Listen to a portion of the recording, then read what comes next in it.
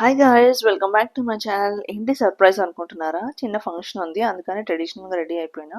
So నెక్లెస్తో complete చేసుకొని లుక్ని నల్లపూసలతో pair up చేసుకున్నా. But later నల్లపూసల్ని కూడా చేంజ్ చేసిన.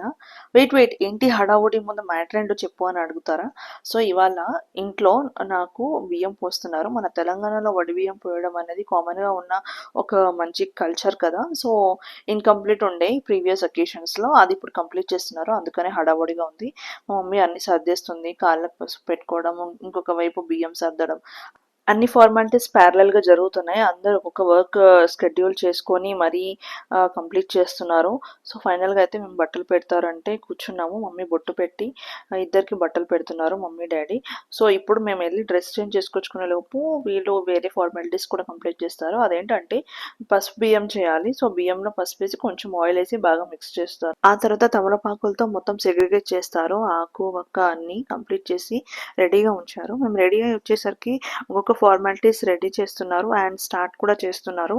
సో వీడియోలో చూస్తున్నట్టు ఈచ్ 5 టైమ్స్ బియ్యం పోసి ప్రొసీజర్ని అయితే కంటిన్యూ చేస్తారు విత్ 5 డిఫరెంట్ కపుల్స్.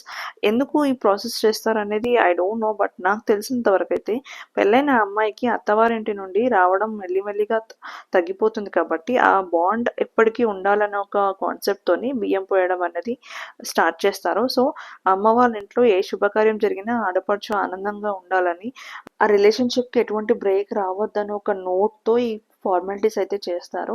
సో ఫైనల్గా అయితే హారతి ఇచ్చి కంప్లీట్ చేస్తారు. నా వీడియో మీకు నచ్చితే don't forget to like, share, subscribe.